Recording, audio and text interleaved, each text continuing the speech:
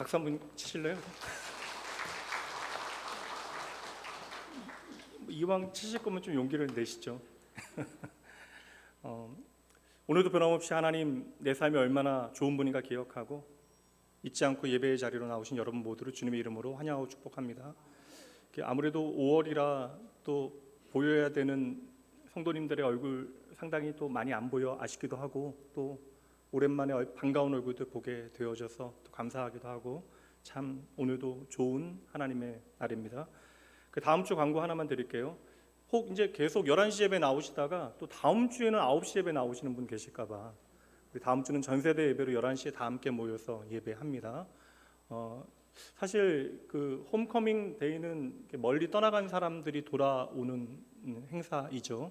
그래서 특별히 좀 팬데믹 이제 어려운 시간 지나가고 성도님들 어느새 좀 교회에 대하여 냉담해지고 하나님 내 삶에 잊고 살아갔던 분들 계신데, 그분들 함께 모여 우리가 하나님 예배하고 우리의 삶에 변함없는 하나님의 은혜가 무엇인지 다시 한번 확인하는 귀한 은혜의 장을 준비했습니다. 사단법인 워크 위더스라고 하는 그런 단체가 있는데, 우리 교회 성가대에서 봉사하는 정우석 집사님께서 섬기시는 그런 단체예요.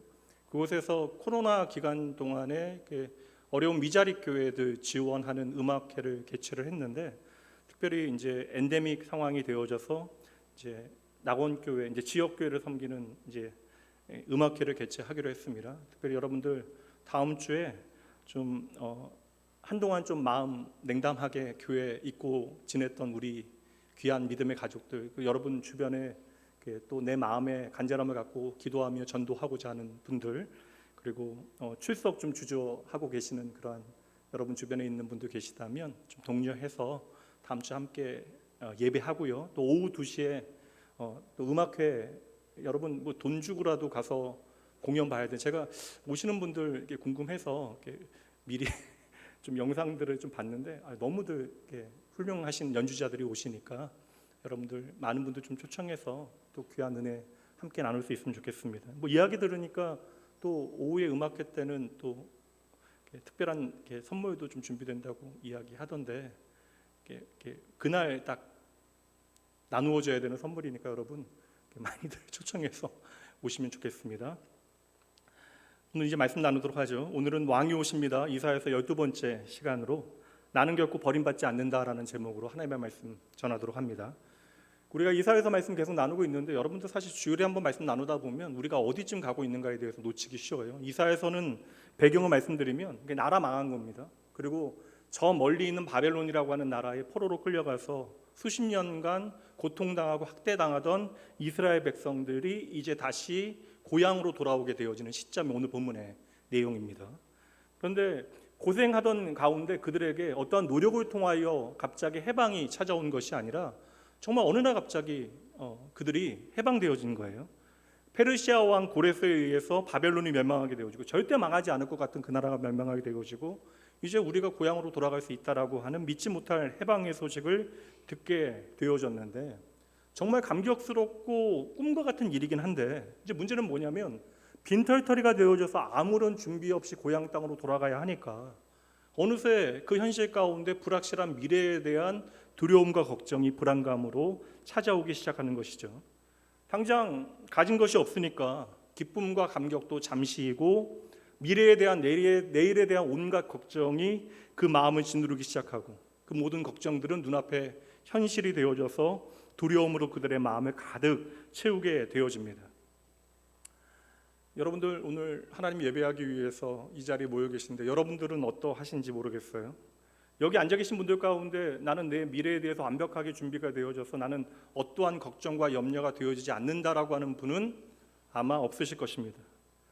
직장 생활 하시면서도 좋은 직장을 다니고 있어도 앞으로의 직장 생활에 대해 염려하는 것이 마땅하고요.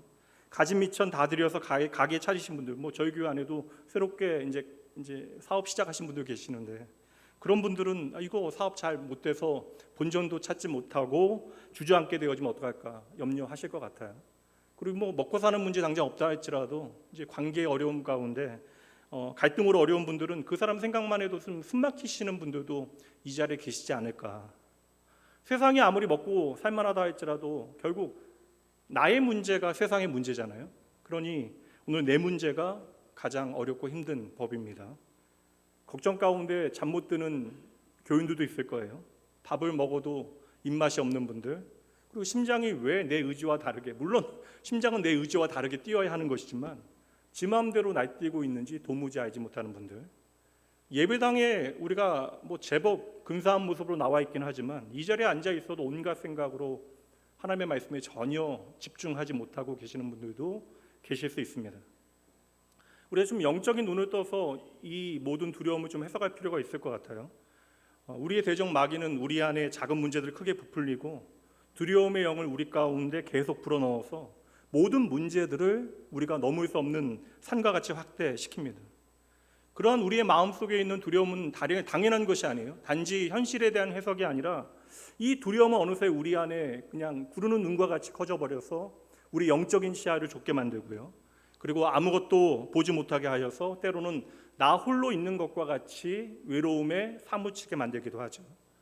그다음 오늘 우리는 이 두려움의 실체가 무엇인지에 대해서 우리가 살펴야 돼요. 왜냐하면 오늘 말씀은 바로 이 두려움에 대하여 주님께서 우리에게 주시는 약속의 말씀입니다. 무엇보다 저와 여러분이 오늘 이 시간 예배하고 있는 하나님은요, 우리에게 두려움을 주시는 분이 결코 아니십니다. 로마서 8장 15절 말씀 보도록 합니다. 이 시간 한번 같이 읽어볼까요? 너희는 다시 무서워하는 종의 영을 받지 아니하고 양자의 영을 받았으므로 우리가 아빠 아버지라고 부르짖느니라. 우리가 오해하는 게 있어요. 우리로 하여금 하나님께서 두려워하게 하시어 사면초가와 그 피할 수 없는 길의 끝으로 우리를 몰아놓으셔서 우리로 하여금 하나님 두려워하게 하고 무서워하게 만들어서 순종하게 하시는 분으로 우리가 오해하는데, 저와 여러분의 하나님은 두렵게 함으로 우리를 당신 앞으로 나오게 하시는 분이 아니십니다. 성령 하나님께서는 친히 우리가 두려워할 그때 언제나 아버지 하나님 품으로 우리를 인도하시는 분이시라고 말씀하고 있죠.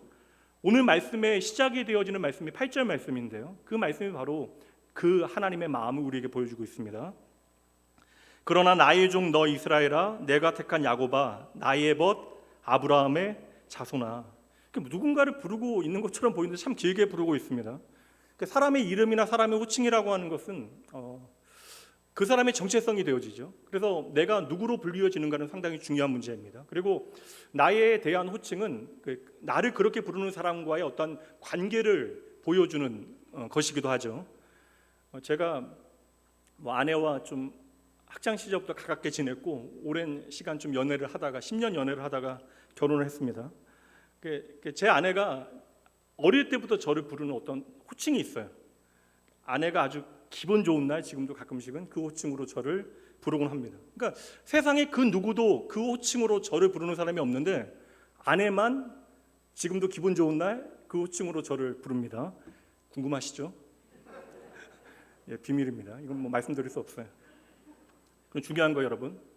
오늘 하나님께서 저와 여러분의 두려움의 문제를 다루시는데 하나님께서 저와 여러분을 어떻게 부르시는가?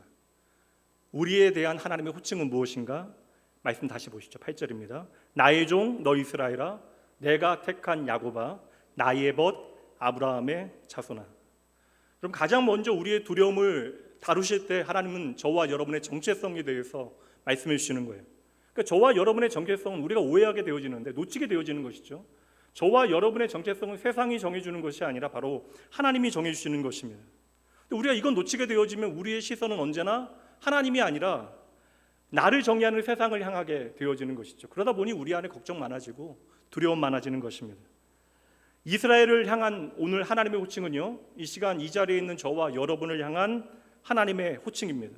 그러니까 이 하나님의 모든 호칭은 우리의 정체성을 확인하게 하는 하나님의 고백이 되어지는 것이에요. 그러면 이 세 가지 고백 잠깐 살펴보도록 할게요. 첫 번째 표현 봅니다. 나의 종 너 이스라엘아. 세상은 여하튼 다양한 방법으로 다양한 카테고리 가운데 저와 여러분을 분류하고 구분합니다. 가장 흔하게는 부자와 가난한 자, 배운 자와 못 배운 자, 성공한 자와 실패한 자, 심지어 외모로도 사람을 구분합니다. 매력으로 구분하고 잘나고 못난 자, 더 많은 범주들이 있기는 하지만 이것은 세상의 정의이니까 우리가 이 시간 따로 따져서 생각해 볼 필요는 없어요. 근데 하나님께서 가장 먼저 저와 여러분을 부르실 때 뭐라고 부르십니까? 너는 나의 종이다. 사실 이 종이라고 하는 단어 그렇게 뭐 유쾌한 단어는 아닙니다.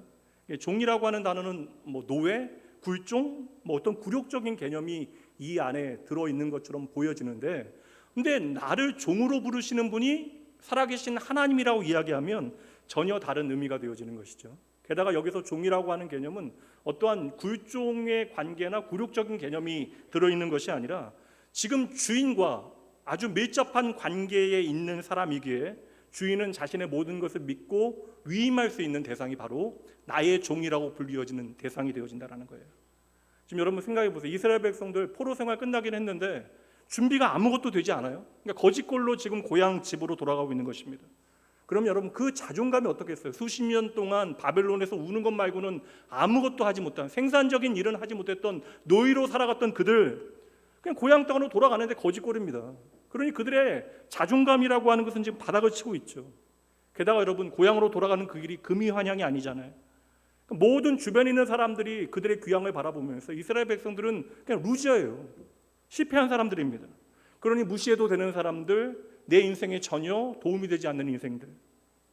그런데 여러분, 세상이 그들을 어떻게 평가하건 간에 이 세상의 창조주 되시고 진짜 주인 되신 하나님께서 그 초라한 저와 여러분을 주목하시고 나를 향하여 너는 나의 종이다 말씀해 주신다라는 것이죠.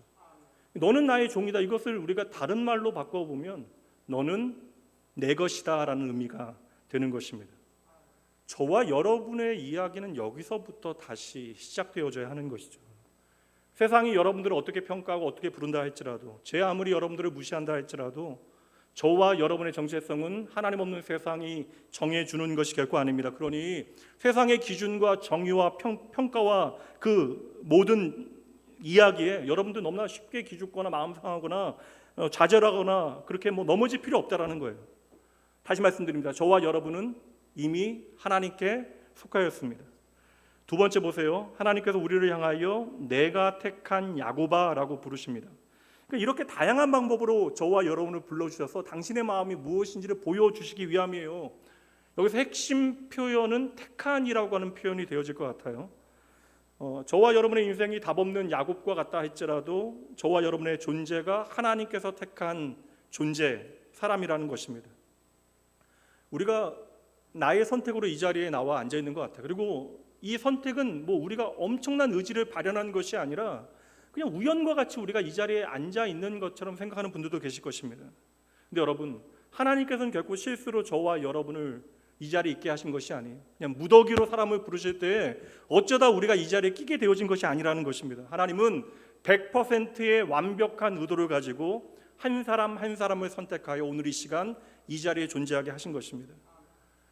저와 여러분은 세상 가운데 끊임없이 여러분 선택당하고 거절당하면서 살아가고 있죠. 그러니까 우리가 선택하는 것처럼 보이지만 실제로는 우리가 선택당하는 것입니다. 우리의 선택과 결정에는 그래서 언제나 자격이라고 하는 것이 요구되어지잖아요. 그것을 얻을 만한 자격이 마땅히 나에게 있는가.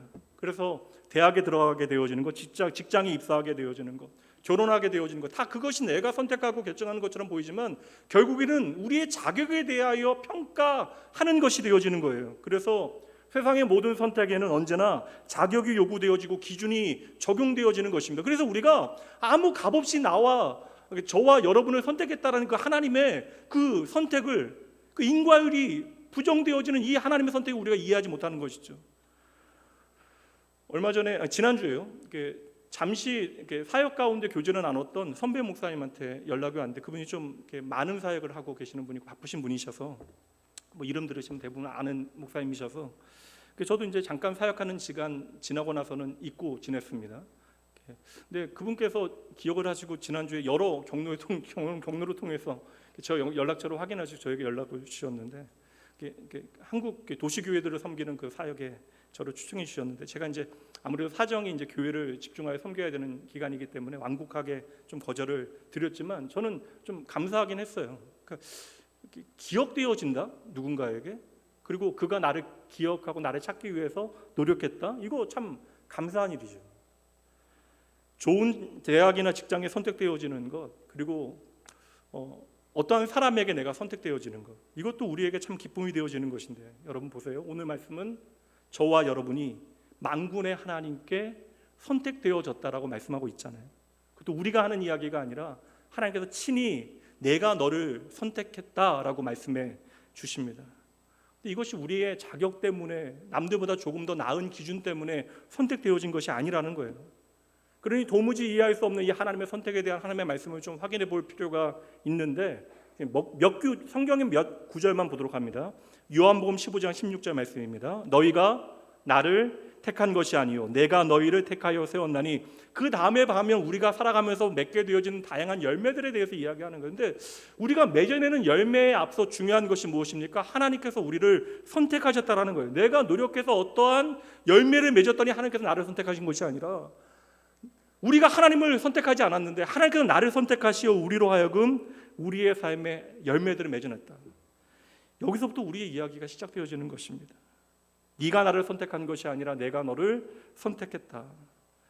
여기서 놀라운 것은 우리가 꽤 괜찮아서 쓸만해서 저와 여러분을 선택한 것이 아니라는 거예요. 에베소서 말씀 보도록 합니다. 1장 4절 함께 읽어봅니다. 곧 창세 전에 그리스도 안에서 우리를 택하사 우리로 사랑 안에서 그 앞에 거룩하고 흠이 없게 하시려고. 그 선택의 자격을 따지기 위해서는 삶의 이야기가 확인되어져야 되는데, 우리가 존재하기도 전에, 창세 전에 그리스도 안에서 저와 여러분을 선택하시어 그리스도의 사랑 안에서 그 안에 거룩하고 흠이 없게 하시고 있다. 그런 여러분, 이 선택을 우리가 어떻게 설명할 수 있겠어요? 어떻게 우리의 자연적인 이성과 우리의 마음 가운데 이것을 이해할 수 있겠습니까?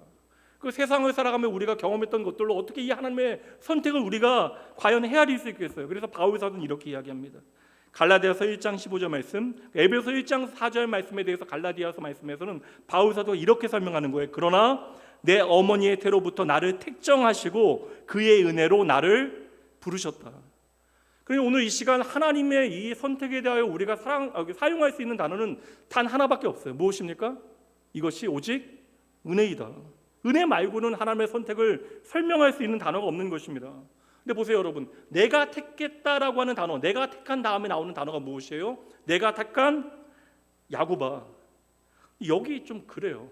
택해 주신 것은 감사한데 왜 하필 저와 여러분을 야고바라고 부르시나요?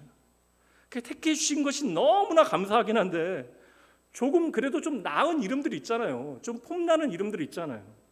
그래도 여러분, 아브라함이나 모세나 뭐 요셉이나 다윗이나 그런 이름으로 우리를 불러주시면 좋은데 왜 하필이면 가장 실패도 많고 가장 어떻게 보면 좀 인간성에 좀 아주 뭐 치열한 좀 냄새나는 이야기들이 있는, 그리고 심지어 내 유익을 위하여 가족 등쳐먹은 야곱이 등장합니까? 왜 하나님께서는 저와 여러분을, 내가 너를 택했다 말씀하시면서 왜 저와 여러분을 야고바라고 부르실까요? 바로 하나님의 이 선택에 대하여, 부르심에 대해서 우리는 내 자격에 대해서 이야기할 수 없다라는 거예요. 결국 우리가 어떠한 대학에 들어가고 어떠한 회사에 들어가고 누구와 결혼을 하게 되어지는 것도, 그 모든 선택에 대한 것은 나의 자격에 대한 결론이 되어지는 것인데, 하나님의 선택에 있어서는 나의 자격이 없다라는 것이에요. 그럼 여러분 어떠세요? 자존심 상하십니까? 그럼 내가 하나님의 선택에 합하기 위해서 우리는 과연 어떠한 준비를 하면 되겠습니까?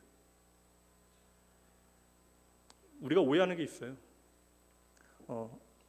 하나님께서 사랑받을 만한 사람을 선택하시는 것으로 우리는 생각하는데, 우리의 감정 안에서 하나님께서는 사랑받을 만한 사람을 선택하시는 것이 아니라 당신께서 당신의 뜻대로 선택한 자를 사랑받을 만한 자로 만들어 가십니다. 그래서 하나님은 언제나 당신의 창조를 책임지시는 하나님. 그래서 오늘도 하나님은 그 창조의 계획을 우리 가운데 온전히 이루시는 하나님 되십니다. 그래서 저는 12지파의 이스라엘이 세워지는 그 결정적인 자리, 하나님의 나라가 세워지는 그 자리에 다른 사람이 아니라 야곱이 서 있다라는 것이 정말로 감사해요. 왜냐하면 저는 솔직하게 제가 야곱이라고 하는 사실을 너무나 잘 알고 있거든요. 다음 세 번째 호칭 보도록 합니다. 나에봇, 아브라함의 자손아.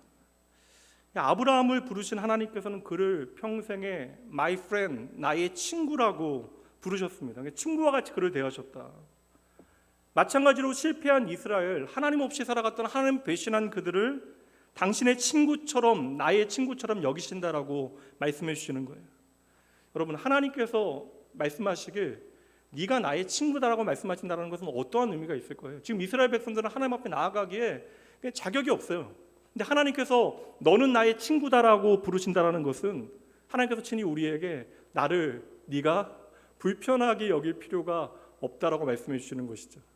목회자들, 담임 목회자들 대부분 비슷하게 경험하는데, 사실 제가 이게 막 불편하게 막 하는 성격은 아닌데, 물론 조금 낯을 가리긴 합니다만, 좀 성도님들 모여서 식사하고 막 6층에서 식사하고 그러면 제가 앉아 있는 자리는 안 채워져요. 그 제일 마지막에 채워지거나 장로님들 오셔서 옆에 앉아 주시거나 그러지 않으면, 교육자들 또 와서 앉거나 그러지 않으면 안 와요. 혹시 뭐 제가 냄새가 나거나, 불편한 거죠. 불편한 거죠. 근데 제 마음은 좀 성도님들과 친밀하고자 하는 마음이 있는데, 이제 그 마음이 아무래도 잘 전달이 안 돼. 그래서 예전에는 제 선배 목사님들께서 목회자는 좀 외로울 준비를 해야 된다고 말씀하셨을 땐 이해가 안 됐는데, 이제는 조금은 이해가 됩니다. 그 외로움을 기꺼이 좀 감당하려고 하는 마음도 필요할 것 같아요. 여러분, 적어도 한 가지는 오늘 중요해요. 하나님께서 저와 여러분을 나의 친구라고 불러주신다라고 하는 것은 우리가 오늘 하나님과 친밀해질 수 있다라는 것입니다. 그러니까 우리가 친밀해지기 위해서 노력해야 된다라는 거예요. 오늘 9절 말씀 보도록 할게요. 내가 땅 끝에서부터 너를 붙들며 땅 모퉁이에서부터 너를 부르고 내게 이르기를 너는 나의 종이라 내가 너를 택하고 싫어하여 버리지 아니하였다 하였노라. 내가 땅 끝으로부터 너를 붙들었다. 그곳으로부터 너를 불렀다. 내가 결코 택한 너를 버리지 않는다. 지금 계속 반복되어지는 표현이거든요. 내가 너를 버리지 않는다. 이스라엘 백성들의 마음 안에서는 우리가 버림받았다라는 그러한 마음이 있는 거예요. 그러니 내가 땅 끝에서부터 너를 붙들고 너를 버리지 않는다. 내가 너와 함께한다. 이 말씀이 얼마나 이스라엘 백성들에게는 감동이 되어지겠습니까? 그런 말씀드렸습니다. 이 호칭은요, 그냥 이름이 아니에요. 이렇게 하나님께서 이스라엘 백성들을 부르시는 것은 그들을 향한 하나님의 고백입니다. 그렇다면 오늘 여러분은 하나님 앞에 어떠한 고백을 가지고 계십니까? 오늘 말씀해 보면 하나님께서 말씀하시는 가장 중요한 띠이요, 주제가 수없이 말씀하시고 반복하시는 것이 내가 너를 버리지 않는다. 그럼 여러분, 왜 하나님께서는 계속해서 이스라엘 백성들을 향하여 내가 너를 버리지 않는다, 내가 너를 버리지 않는다, 내가 너를 버리지 않는다, 이거 짧은 구절 안에 몇 번이나 반복되거든요. 왜 계속해서 내가 너를 버리지 않는다라고 말씀하실까요? 왜요? 우리가 버림받았다라고 생각하고 있기 때문에. 바벨론이 얼마나 먼 땅이에요. 그래서 바벨론 땅에서 하나님 없이 살아가면서 이스라엘 백성들은 성전도 없고 예배도 하지 못하고, 그 바벨론 강가에서 울면서 우리가 우리 잘못 때문이긴 하지만 하나님 앞에 이제 버림받았다라고 생각하게 되어진 거예요. 직선거리만 850km, 그리고 길로 따지면 1500km나 되는 길입니다. 그러니 여러분, 그 바벨론이 그들에겐 땅끝인 거예요. 땅끝에서 우리가 버림받았다. 그래서 하나님께서 찾아가서 말씀하신 거예요. 땅끝에서 내가 너를 붙들고 그 땅 모퉁이에서 내가 너를 부르고 내가 너를 나의 종으로, 내가 너를 택하였다, 너를 나의 친구로, 그리하여 내가 결코 너를 버리지 아니한다. 바벨론이 바로 땅끝, 그 땅이 바로 내가 버림받았다고 생각했던 그 자리가 되어지는 것이죠. 이거 유기불안이라는 게, 내가 버림받을지 모른다는 그 유기불안이라고 하는 것이 얼마나 무섭냐면 인격 장애까지 만들어낸다라고 이야기해요. 게다가 이스라엘 백성들은 우리가 버림받을 만한 짓을 했다라는 사실에 대해서 인식하게 되어진 거예요. 그러니 우리가 이 오랜 세월 바벨론 땅에서 살아가게 되어진 것, 하나님께서 우리를 버린 증거라고 그들이 확신하게 되어진 것입니다. 그런데 하나님께서 한마디로 그 모든 것을 엎어버리시는 것이죠. 땅끝에 있는 너희들 내가 잊은 적이 한 번도 없다. 내가 너희를 붙잡고 너희의 고향집으로, 나의 땅으로 데리고 갈게. Way back home. 집으로 돌아가는 그 길 내가 너희와 함께 할게. 내가 너희를 책임질게. 그러니 내가 생각하기는 내가 버려졌다 생각하는 이 땅끝, 이 바벨론 땅에서 나는 하나님께 잊혀졌다라고 생각했던 그 모든 시간 가운데 하나님께서는 내가 너희와 함께 했다. 그 모든 시간에 내가 너희와 동행했다 말씀하시는 것이죠. 그렇다면 이 말씀 앞에 이스라엘 백성들이 이 홀로 되어졌다는 생각이 자신들의 착각이었던 것입니다. 시편 139편 보도록 할게요. 우리는 때로는 생각합니다. 뭐 어떤 이유가 됐건 우리는 하나님으로부터 멀어지려 하는 순간들이 있어요. 시편 139편 9절, 내가 새벽 날개를 치며 바다 끝에 가서 거주할지라도 내가 땅 끝에 가서 거하게 되어지는 그 순간 보세요. 10절 함께 있습니다. 거기서도 주의 손이 나를 인도하시며 주의 오른손이 나를 붙드시리이다. 아멘. 나의 모든 것이 끝난 것처럼 여겨지는 나의 땅 끝에서 하나님께서 나를 친히 붙드신다. 세상은 너희가 바벨론 제국 가운데 실패하고 버려진 인생이라고 이야기하지만 기억해라.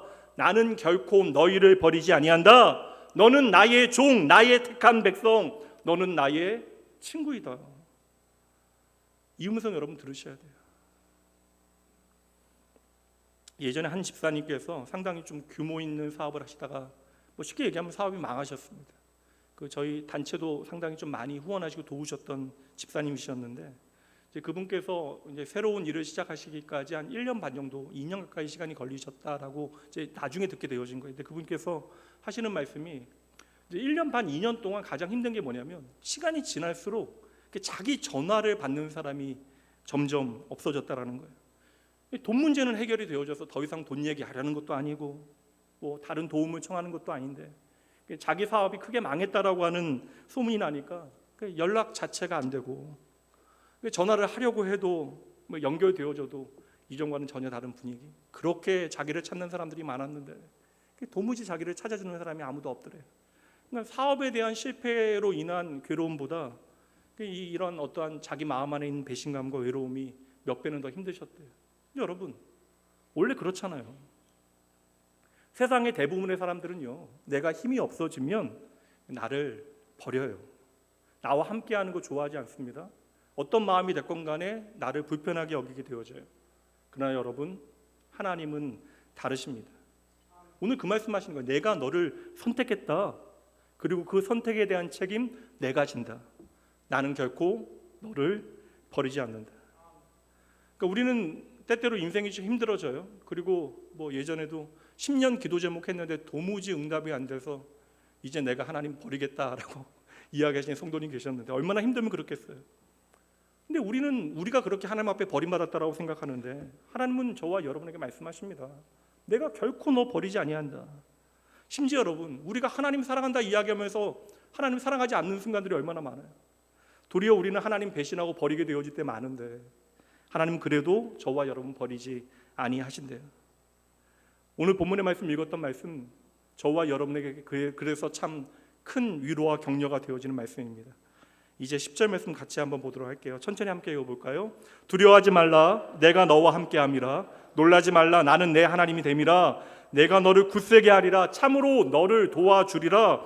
참으로 나의 의로운 오른손으로 너를 붙들리라. 몇 번씩 거듭하여 말씀하십니다. 하나님은 다시 말씀드립니다. 결코 저와 여러분 버리지 아니하십니다.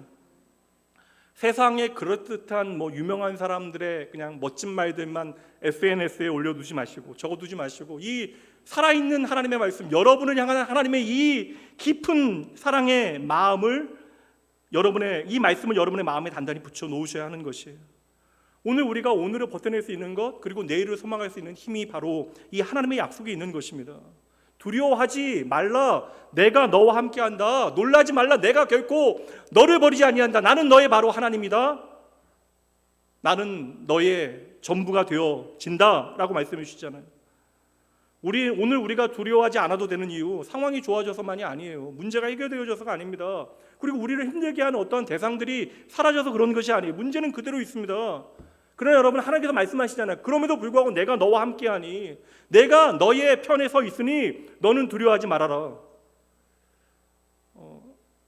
너무나 단순한 유비이긴 한데 자기 너무나 괴롭히는 동네 형들, 막 귀찮게 하는 동네 형들이 골목길에 있어요. 그럼 꼬맹이는 거기 지나가지 못합니다. 근데 그 순간 무서워하고 지나가지 못하고 있는 어쩔 줄 몰라 하고 있는 그 꼬맹이에게 그 옆 동네에서 그 태권도장을 운영하는 삼촌이 와서는 손을 잡고 가자 이야기하면 여러분 변한 건 하나도 없어요.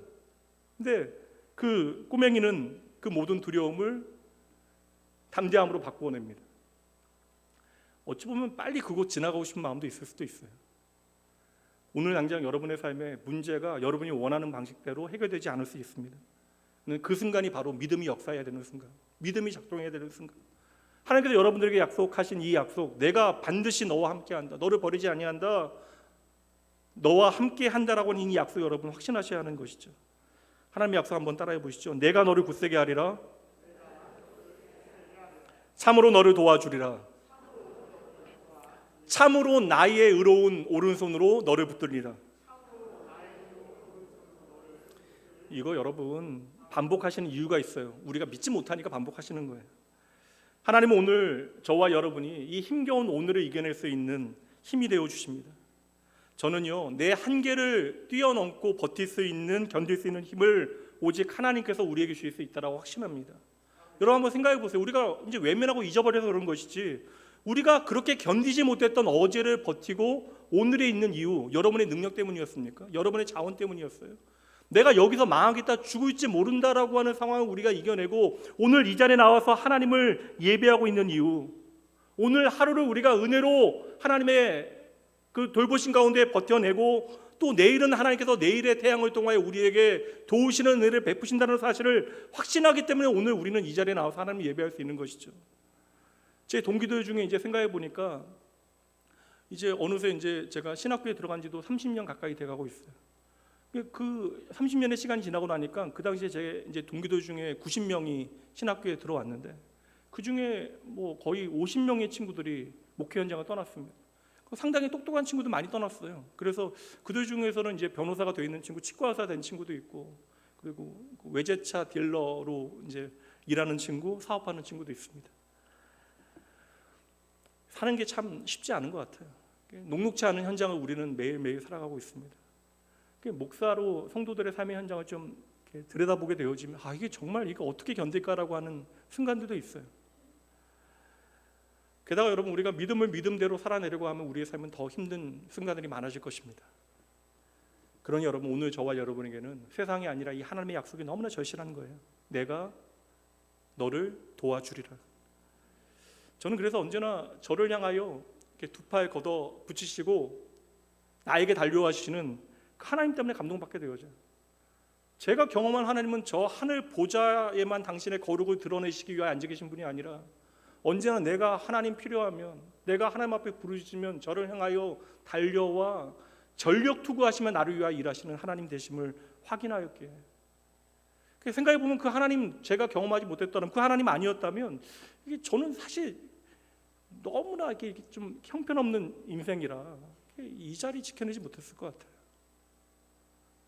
하늘 영광 그 보좌 버리시고 이 땅에 뛰어 들어오시어 연약한 육신을 입으시되 나를 위하여 그 모든 고난의 끝자락에서 나를 위하여 죽으시고 부활하심으로 그 죽음의 권세를 박살내셨기 때문에 오늘 우리의 삶에 승리의 교두보가 만들어진 것입니다. 우리가 그래도 잘나서 어느 정도 우리가 괜찮아서 오늘 이 자리에 있는 것이 아니라는 것이에요. 여러분 잊지 마세요. 하나님은 지금도 우리를 도와주시는 분, 강하신 오른손으로 나를 붙들어 주신다. 강하신 오른손이라고 하는 것은 말씀드린 대로 하나님은 저와 여러분을 위하여 일하시되 전력 투구하신다라는 거예요.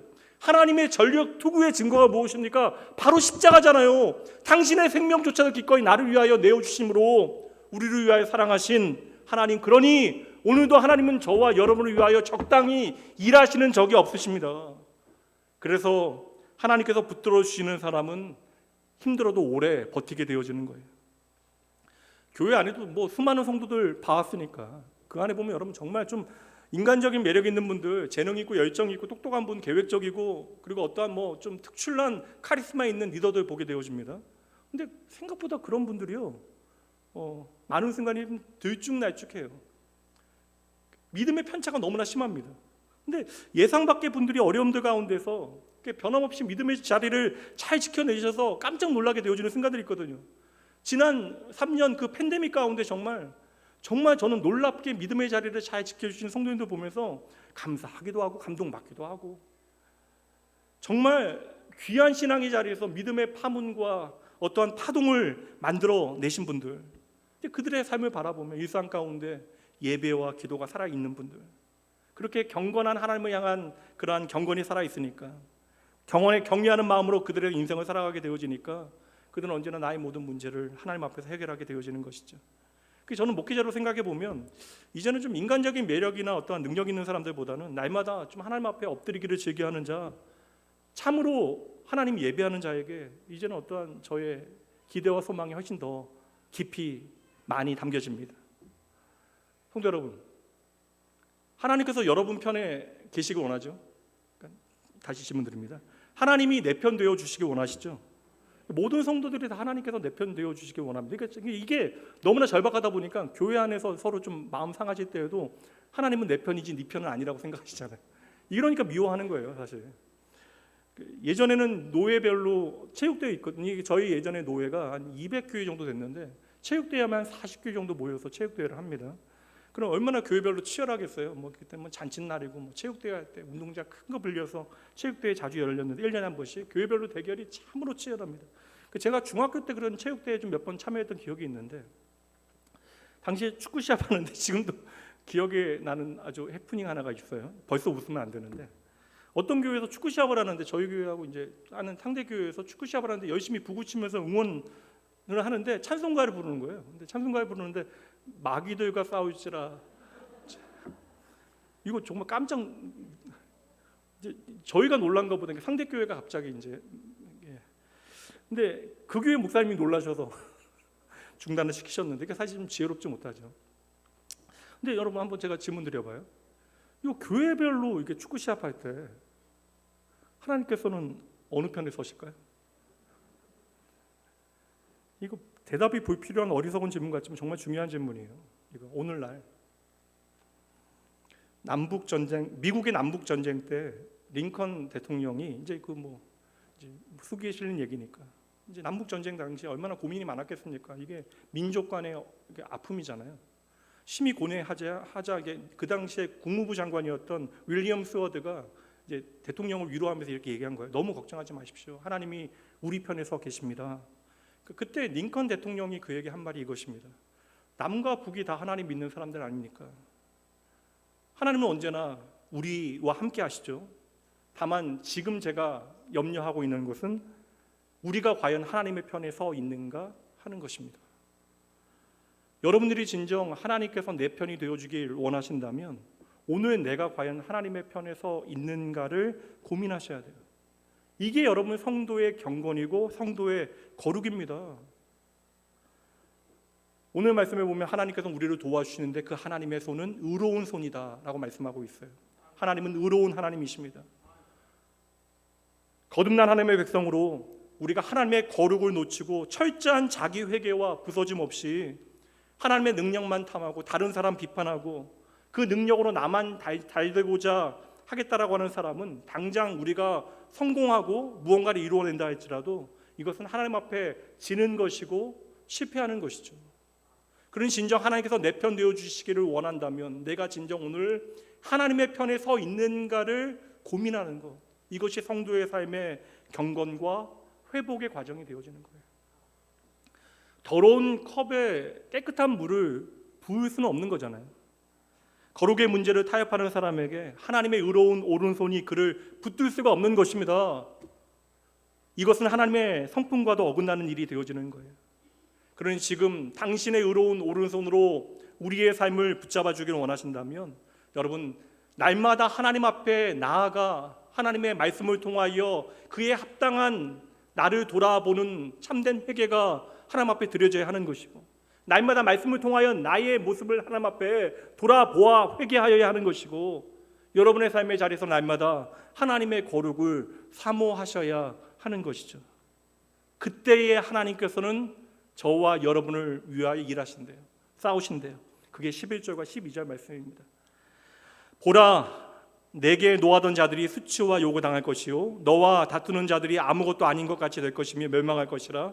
내가 찾아도 너와 싸우는 자들을 만나지 못할 것이요 너를 치는 자들은 아무것도 아닌 것 같고 허무한 것 같이 될 것이다. 우리의 대적들을 사중으로 표현하고 있어요. 11절에 내게 노하는 자들, 너와 다투는 자들, 12절 너와 싸우는 자들, 너를 치는 자들. 그러니까 오늘 우리의 삶을 뒤흔들어 놓는 모든 대상들로부터 하나님께서는 친히 저와 여러분을 보호하시겠다라고 약속해 주시는 거예요. 이건 정말 중요합니다, 여러분. 우리는 당장 어떠한 문제가 해결되어지기만을 간절히 바라고 있는데 하나님께서 먼저 우리의 안에 있는 죄의 문제가 해결되기를 원하신다라는 거예요. 왜냐하면 하나님과의 관계가 가장 중요하기 때문에 그러한 것입니다. 그래서 하나님 앞에서 나의 죄의 문제를 깨닫고 회개하고 내 삶이 회복되어지면 그때부터 하나님께서는 뭐라고 이야기하세요? 나의 하나님, 하나님께서 나의 하나님으로 모든 일들을 친히 해결하시겠다라 약속해 주시는 것이죠. 이 말씀 잘 이해하셔야 합니다. 우리의 삶에 하나님과의 관계가 회복되어지면 지금까지 흔들리는 나를 마음 놓고 두들겨 댔던 세상의 모든 적들은 그 적들은 이제 나를 상대하는 것이 아니라 우리가 회개하고 하나님께로 돌아가게 되어지면, 그래서 하나님과의 관계가 회복되어지면 세상의 모든 적들은 이제 나를 상대하는 것이 아니라 하나님을 상대해야 한다라는 거예요. 그래서 하나님과의 관계가 회복되어지면 하나님과 내가 바통 터치하게 되어지는 것이고, 그때 우리는 내 손을 태그하고 능히에 올라가셔서 나를 그렇게 두렵게 만들었던 모든 적들을 단숨에 제압하시는 하나님을 보게 되어지는 것이죠. 여러분, 언제까지 여러분의 자원과 여러분의 힘만으로 싸우시겠어요? 혼자 나서서 내가 애쓰게 되어지니까 흥분하게 되어지고 분해하게 되어지고 싸우고 지치고 넘어지고 상처 입고 쓰러지고, 그렇게 홀로 여러분 싸우지 마시고 잠잠히 오늘도 여러분의 삶에 찾아오셔서 친히 하나님의 구원을 이루시는 그 하나님의 일하심을 잠잠히 바라보셔야죠. 여러분의 삶에 개입하셔 일하시는 하나님 여러분 기다리셔야죠. 우리가 그렇게 잠잠히 하나님 기다리면 하나님께서는 하나하나 우리의 삶에 하나님의 뜻대로 모든 일들을 정리해 나가기 시작하십니다. 그게 13절 말씀 함께 봅니다. 이제 나 여호와 너의 하나님이 너의 오른손을 붙들고 내게 이르기를 두려워하지 말라 내가 너를 도우리라 할 것임이로다. 이거 반복되어지는 말씀이잖아요. 머릿속으로 여러분 한번 그림을 그려보세요. 세상 가운데 짓밟히고 내 몸 내 마음 하나 상관없어요. 다 부서져서 노예 생활 가운데 이제 간신히 빈털터리로 아무런 보장도 없이 고향 땅으로 걸어가고 있는 중입니다. 아무것도 없어요. 무기도 없어요. 싸울 능력도 없습니다. 가다가 강도 때라도 만나면 단번에 끝장나게 되어져요. 한 걸음 한 걸음이 너무나 힘겨울 터인데 덜덜 떨며 한 걸음 한 걸음 그 발을 옮기고 있는 이 답없는 이스라엘을 향하여 하나님께서 찾아오시어 뭐라고 말씀하십니까? 내 강한 팔로 너를 품에 안으며 하시는 그 말씀, 너 두려워하지 말라. 여러분, 하나님의 말씀은 공수표가 아니잖아요. 하나님의 말씀은 반드시 우리 가운데 이루어지십니다. 하나님 다시요. 하나님은 당신의 약속을 반드시 지키십니다. 사실요, 세상 사람들의 말은요, 누구라도 달콤하면 달콤할수록 우리를 더 절망하게 만드는데, 하나님의 말씀은 분명해지면 분명해질수록 우리 안에 하나님의 소망과 하나님의 능력으로 역사하기 시작합니다. 세상의 소리 여러분 잘 듣는 거 중요합니다. 근데 여러분 세상의 다양한 소리도 들어보세요. 이거 듣다 보면 모여서 하는 얘기 날마다 우리 큰일 날 것 같은 이야기만 하잖아요. 뭐 잘못하면 이거 뭐 어느 편에 서는가에 따라 전쟁이 일어날 것 같고, 뭐 국가적으로 경제적인 큰 위기가 뭐 어떤 지금 뭐 디프레션 막 가고 막 국가 어떤 부도 사태까지 가는 것은 아닐까. 게다가 여러분 AI 시대래요. AI 시대. 야, 이거 뭐 내 직종 가능할까 앞으로도? 어디까지 좀 고민하면 답이 찾아지겠습니까? 두려워하는 게 맞아요. 정말 두렵습니다. 그러나 여러분, 저와 여러분 예수 그리스도 안에서 거듭난 하나님의 백성으로 적어도 이 두려움을 이길 수 있는 방법을 예수님 안에서 발견하셨잖아요. 인생 가운데 걱정할 수 있지만 그 걱정을 줄이고 두려움을 사라지게 할 수 있는 가장 효과적인 방법은 무엇입니까? 하나님께서 내주신 말씀 최대한 잘 듣기 위해서 그 시간 늘리고, 사람의 소리, 세상의 음성 듣는 시간 최소한으로 줄이는 것이죠. 그래야 우리가 영적으로 건강해지는 것입니다. 또 우리가 하나님의 음성 전혀 듣지 않아요. 하나님의 백성이라 이야기하면서 하나님의 음성 듣지 않고 들어도 건성으로 스쳐 지내 보내게 되어지니까 언제나 내 마음은 세상의 이야기들로 가득 차게 되어지는 것이죠. 그러니까 내 마음은 날마다 아프고 두렵고 날마다 체하게 되어지는 거예요.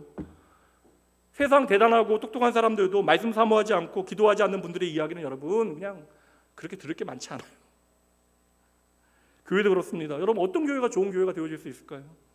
하나님 없는 세상의 소리로 가득 채우는 것이 아니라 하나님의 말씀이 주인 되어지는 교회, 하나님의 말씀에 순종하는 믿음의 증거가 쌓이는 교회가 좋은 교회가 되어지는 것이죠.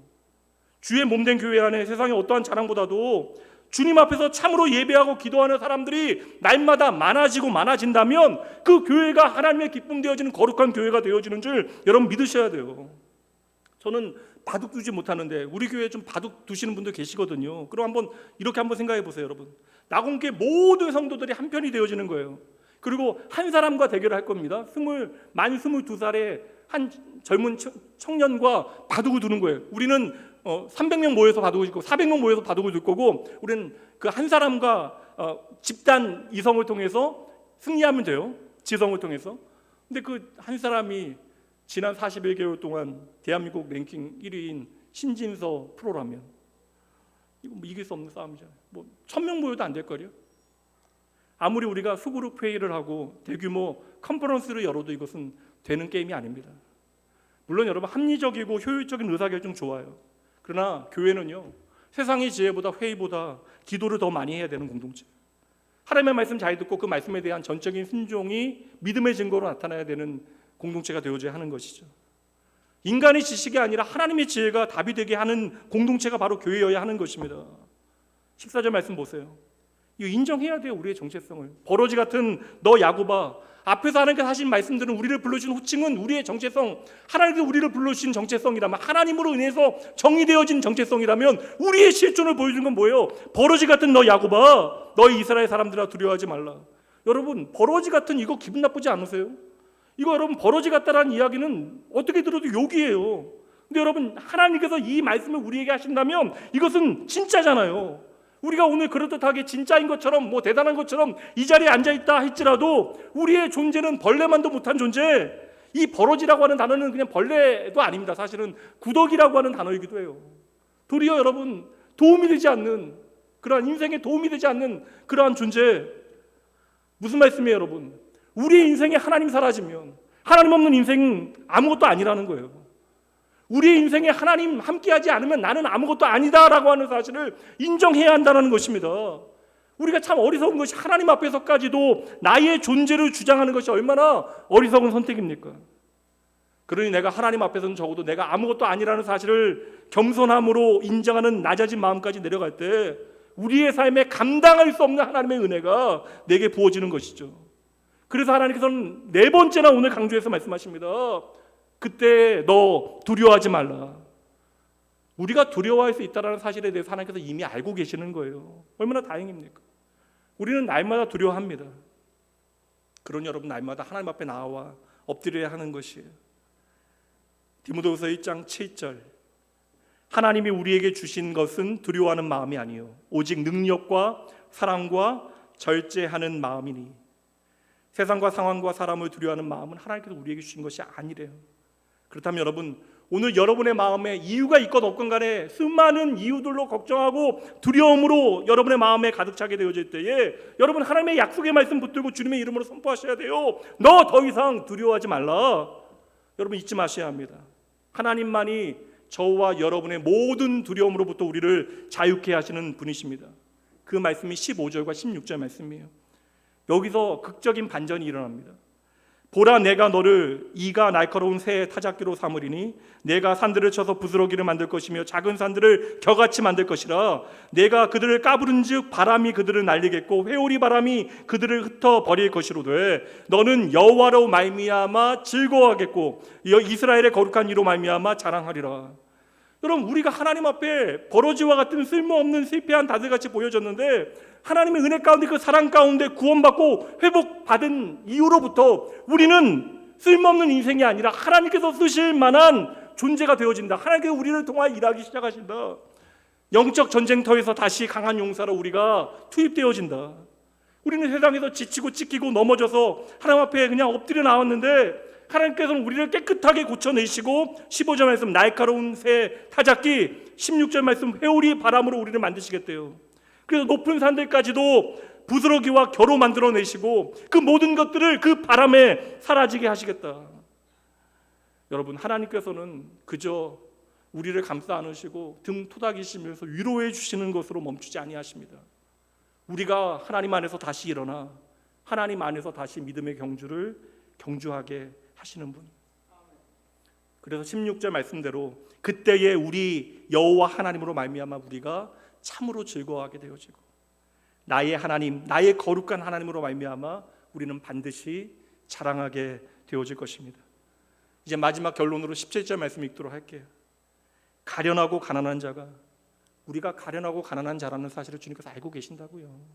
가련하고 가난한 자가 물을 구하되 물이 없어서 갈증으로 그들의 혀가 마를 때에 나 여호와가 그들에게 응답하겠고 나 이스라엘의 하나님이 그들을 버리지 아니할 것이라.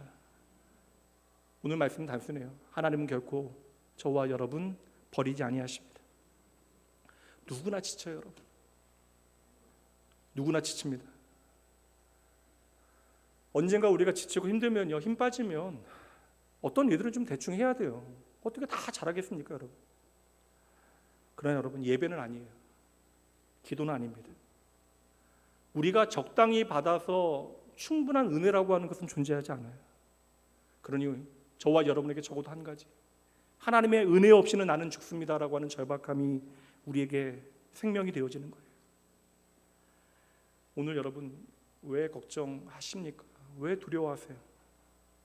어느새 우리가 살아계신 하나님의 약속의 말씀이 내게 믿어지지 않는 거예요. 내가 너를 결코 버리지 않는다라는 그 약속의 말씀이 믿어지지 않는 겁니다. 그러니 예배보다, 말씀보다, 기도보다 내 인생에 중요한 것들이 너무나 많아졌어요. 하나님은 결코 당신의 백성을 포기하지 않으십니다. 그러니 우리가 오늘도 겸손하게 하나님 앞에 나아가기만 하면 하나님께서는 우리를 도우시고 넉넉히 이기게 하십니다. 그럼 여러분, 두려워하지 마세요. 놀라지 마십시오. 우리 하나님은 오늘도 살아계십니다. 잠시 기도하시죠.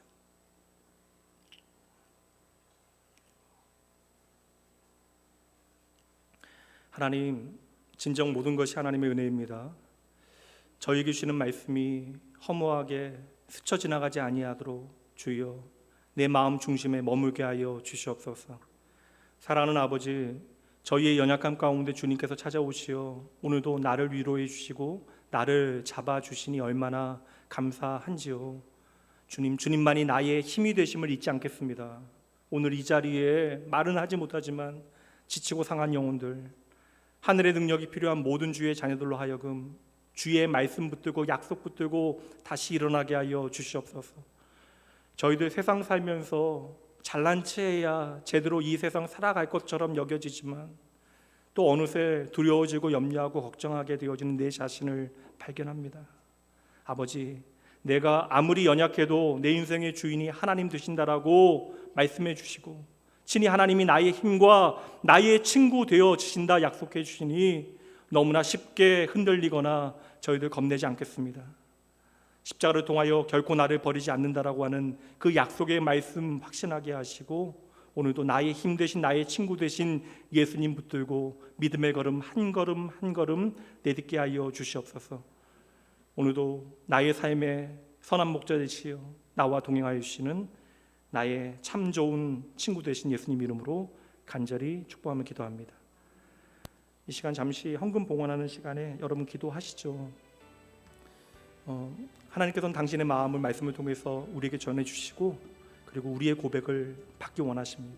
진정 우리가 오늘 의지하고 있었던 것이 무엇인지를 하나님 앞에 솔직하게 점검하고 내 인생에 진정 결코 너를 포기하지 않겠다, 너를 버리지 않겠다, 너와 함께 하겠다, 의로운 오른손으로 너를 붙들겠다 하시는 그 하나님의 약속의 말씀을 붙들고 내가 하나님 안에서 나의 삶을 살아가겠습니다라는 믿음의 고백을 드리시기만 하면 돼요. 이 시간 나의 정직한 고백을 하나님 앞에 드리며 잠시 기도하며 나아갑니다.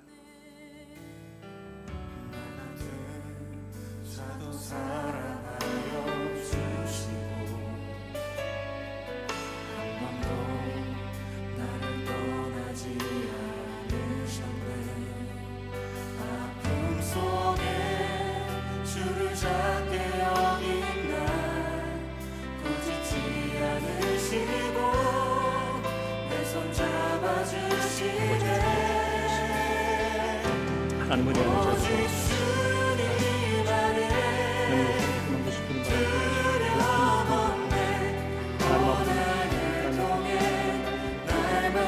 결코 나를 포기하지 아니하시니 나를 버리지 아니하시니 그리하여 오늘도 두려워하지 말라 놀라지 말라 내가 너와 너희 하나님이라 말씀하시는 그 말씀을 들고 하나님의 은혜를 살아가는 주의 함께 하시고 하나님 아버지 하나님 아버지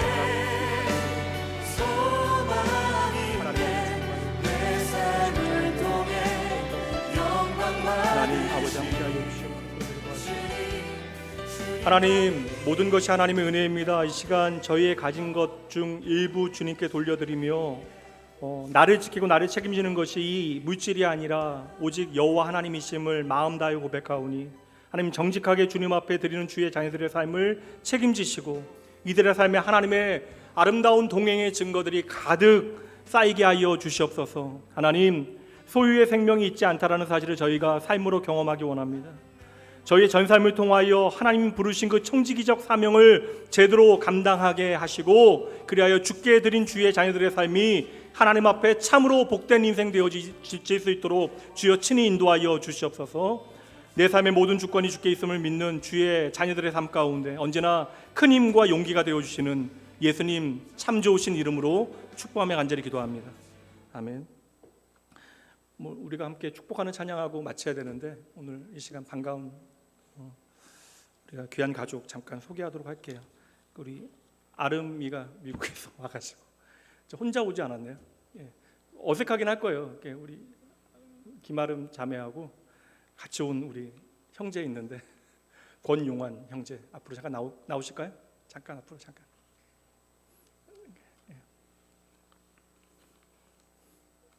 너무 빤히 쳐다보지 마세요. 어색할 수 있어요. 아름이가 미국에서 공부하다가 또 좋은 하나님의 인연 만나서 이렇게 결혼하고요. 이렇게 오랜만에 한국 방문했습니다. 잠깐 이 시간 인사말 할래? 괜찮아? 아름이 아는 분들도 계시고 모르는 분도 계시는데 교회 안에서 오랫동안 반주하고 교회에서 자란 이쁜 아이인데 또 미국에서 이렇게 너무나 좋은 형제 만나서 결혼하게 되어졌으니 감사하기도 하고 또 우리 형제에게 잘 부탁하고 싶은 마음도 있고 제가 이 시간 이 귀한 믿음의 가족 위해서 잠깐 기도할 터이니 여러분 함께 우리가 축복하는 시간이 이렇게 제한적이잖아요. 제가 이 시간 기도할 터이니 여러분 같은 마음으로 잠시 기도해 주시죠. 기도합니다.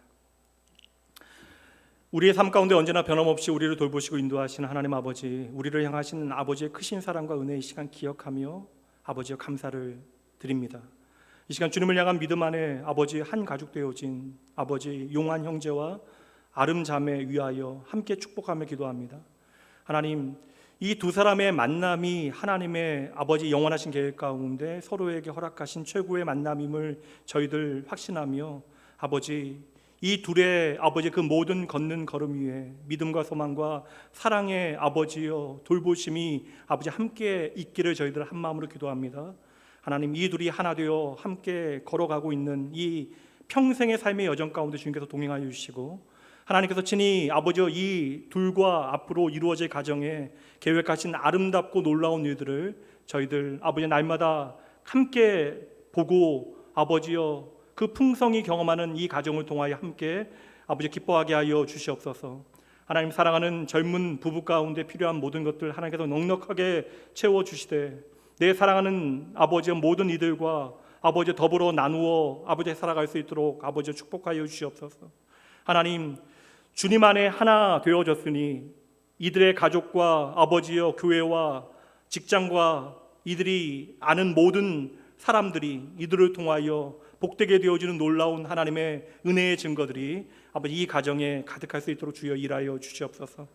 하나님, 서로 평생을 사랑하겠노라 그리고 서로의 행복을 위하여 내가 최선을 다하겠노라 서약했지만 우리의 삶이 연약하여 언제나 내가 원하는 방식으로 평탄하지 않는 순간들도 있을 수 있습니다. 그러나 이 둘의 그 모든 사랑과 헌신이 도리어 가장 어려운 순간에 가장 아름답게 빛나게 하시고 무엇보다 하나님 앞에서 아버지 아름다운 믿음과 소망과 사랑의 삶을 살아갈 수 있도록 하나님께서 친히 역사하여 주시옵소서. 특별히 우리 귀한 아름이 기억하여 주시고 딸의 평생에 아빠 아버지로 주님께서 함께하여 주시되 아버지 지혜로운 아내 되게 하시고 낯선 그 땅에서도 나와 함께 하시는 하나님의 그 놀라운 은혜와 사랑을 깊이 경험하는 아버지 아름이 되어질 수 있도록 그리고 용환 형제의 모든 선택과 결정 가운데 하나님께서 동행하시고 함께 하시어 하나님의 은혜의 증거들이 가득한 귀한 형제의 삶이 되어질 수 있도록 믿음의 가정 되어질 수 있도록 주여 친히 일하여 주시옵소서.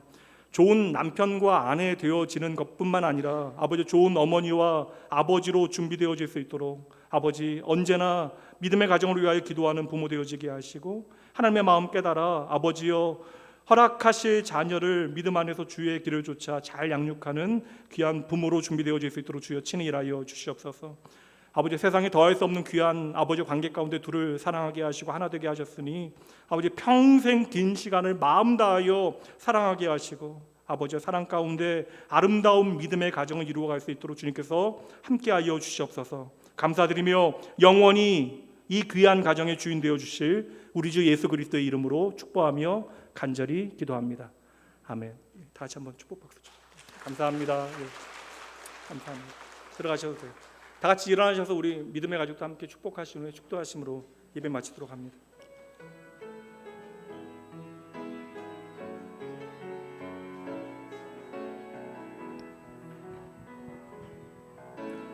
평화 하나님의 평강이 당신의 삶에 넘쳐나기를. 평화 하나님의 평강이 당신의 삶에 가득하기를 축복합니다. 제가 축도할 텐데요, 오늘 우리 그 귀한 가정에서 여러분 떡 준비해 주셨어요. 그러니까 떡 먹으시면서 어차피 식기도 하시잖아요. 가정 위해서 꼭 축복해 주시고, 형제는 사실 되게 낯선 자리에 온 거예요. 그러니까 처갓집 식구들이 엄청나게 많은 거예요. 너무나 가까이 가서 인사를 하시거나 반가운 마음으로 너무나 막 하시고 그러시면 안 됩니다. 허용되는 범위 안에서 그렇게 반가운 표현해 주시고 인사해 주시면 될 것 같아요. 축도함으로 예배 마치도록 합니다. 이제는 우리 주 예수 그리스도의 은혜와 하나님의 사랑하심, 성령 하나님의 함께하심이 잘 살고 싶었던 삶의 자리에서 나 홀로 지쳐 넘어지게 되어졌을 그때 언제나 내 삶에 찾아와 새로운 소망이 되어주시고, 심지어 내가 버림받은 것과 같이 느껴질 그때에도 결코 나를 홀로 버려두지 아니하시고 내가 결코 너를 포기하지 않는다, 버리지 않는다 약속해 주시는 나의 힘과 나의 친구 되신 하나님 믿고 내 인생의 모든 순간순간마다 하나님 바라보고 의지하며 말씀과 기도로 살아가기로 다짐하는 모든 사랑하는 주의 자녀들을 위해, 그 가정과 일터 위해 삶의 모든 자리자리마다 하나님 허락하신 더할 수 없는 귀한 남편과 새로운 땅에서 아름다운 믿음의 가정을 이뤄갈 아름이와, 그리고 아름이의 더할 수 없는 사랑과 주의 은혜로 평생을 그와 함께하게 되어질 용한 형제 위에 지금부터 영원까지 함께 있을지어다. 아멘.